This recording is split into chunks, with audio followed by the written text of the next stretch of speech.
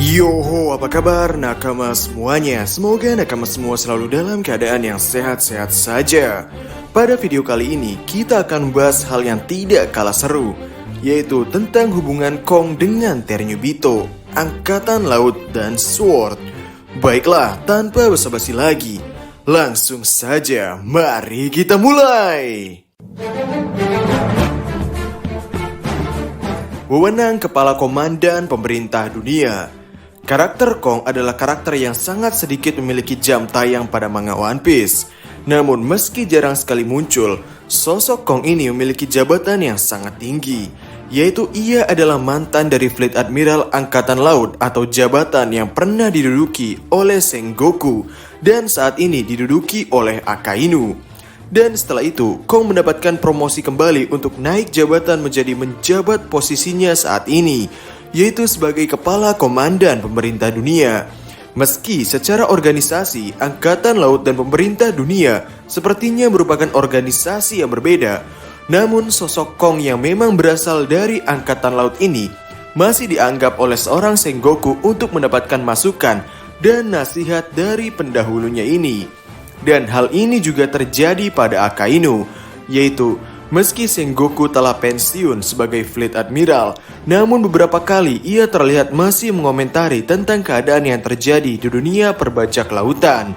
Jadi, hal dengan fakta bahwa pendapat Sengoku masih diperlukan dalam Angkatan Laut, sudah semestinya seorang Kong juga memiliki wewenang yang cukup tinggi pada organisasi Angkatan Laut ini.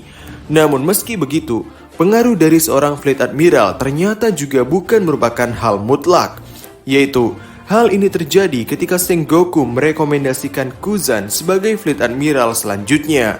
Hal itu tidak terjadi sesuai harapan Sengoku. Artinya Angkatan Laut sebagai organisasi di bawah pemerintah dunia tentu saja masih sangat harus menerima arahan langsung dari pemerintah dunia atau Ternyubito. Jadi, sosok Kong sebagai Kepala Komandan Pemerintah Dunia tentunya tidak bisa mengabaikan secara seenaknya pemerintah dunia. Namun di sisi lain, Kong juga adalah sosok yang telah membesarkan prajurit-prajurit yang memiliki pemikiran hebat seperti Sengoku dan Garp. Gagasan keadilan Kong. Para anggota Angkatan Laut yang telah memiliki pangkat yang cukup tinggi biasanya akan diperlihatkan mengenai slogan atau gagasan terhadap keadilan yang mereka perjuangkan, yaitu seperti keadilan milik Sengoku, yakni keadilan berperintah. Lalu keadilan Akainu, yaitu keadilan tuntas.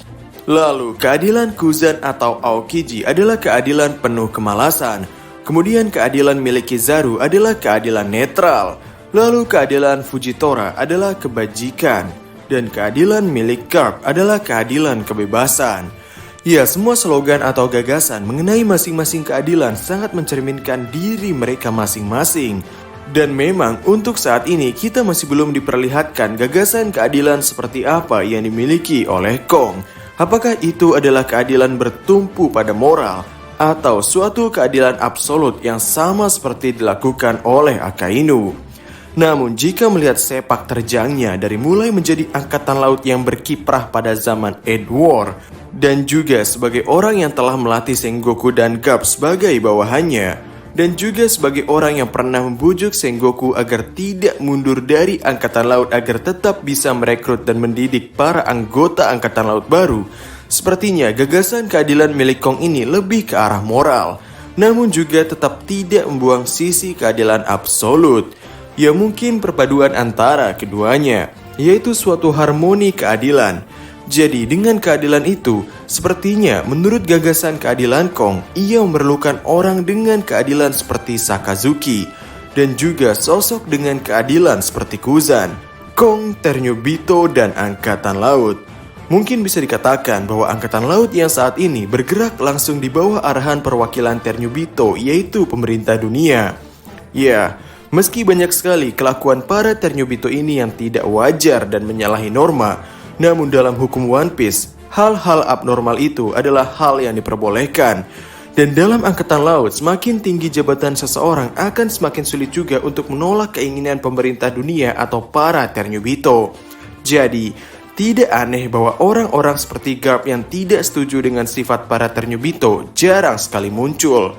Dan Jika dilihat dari kedudukan, sepertinya posisi Kong saat ini merupakan posisi yang dekat dengan pemerintah dunia atau para Ternyubito. Bahkan, lebih dekat dari Akainu sebagai Fleet Admiral. Ya, meski begitu, Kong tidak mampu melakukan apapun untuk memperbaiki kelakuan abnormal dari para Ternyubito itu. Dan hal yang bisa dilakukan oleh Kong adalah dengan mengikuti aturan main yang telah diatur oleh pemerintah dunia. Meski hal itu akan membuatnya dan angkatan laut dibenci oleh para warga. Dan mungkin karena hal inilah yang menjadikannya munculnya organisasi yang bernama SWORD, yaitu suatu organisasi yang sudah menyiapkan surat pengunduran dirinya dari angkatan laut. Namun mereka masih menyandang nama angkatan laut untuk bertindak memperjuangkan gagasan keadilan bagi mereka. Bahkan organisasi SWORD ini dapat mengabaikan kebijakan dari angkatan laut itu sendiri. Namun sebagai gantinya, mereka siap untuk tidak dibantu dan dibela oleh angkatan laut apabila keadaan mereka merugikan angkatan laut. Jadi, mungkin sama seperti Garp dan Sengoku, yaitu Kong berharap kepada Garp dan Sengoku untuk dapat terus merekrut dan melatih anggota baru angkatan laut agar mereka dapat memperjuangkan keadilan dengan bebas seperti pedang atau sword. Jadi, dari rangkaian dasar yang telah kita bahas dari awal sampai titik ini, kami ingin menyampaikan bahwa sepertinya Kong adalah dalang atau bos di balik organisasi SWORD. Artinya di sini akan juga menunjukkan bahwa Kong memiliki keraguan pada Ternyubito, dan dengan jalan inilah ia bisa melakukan perjuangan untuk merubah sistem angkatan laut saat ini, yaitu kondisi angkatan laut yang bebas dari kendali pemerintah dunia dan Ternyubito. Bagaimana menurut nakama semuanya? Silahkan tulis pendapat atau koreksi nakama semua di kolom komentar di bawah. Jadi, kami Diskusope dan terima kasih banyak.